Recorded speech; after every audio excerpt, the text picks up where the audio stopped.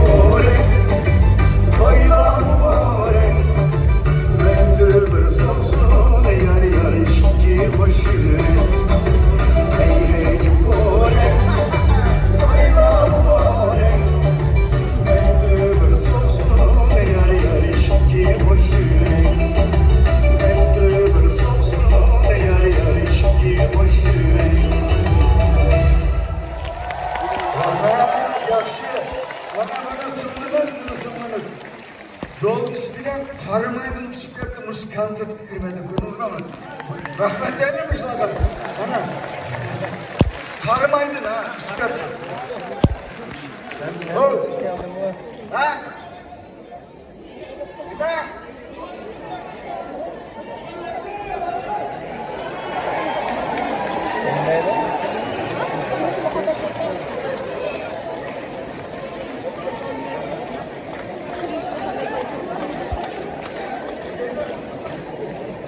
Vakıramatı da birinci muhabbetim. Bu 75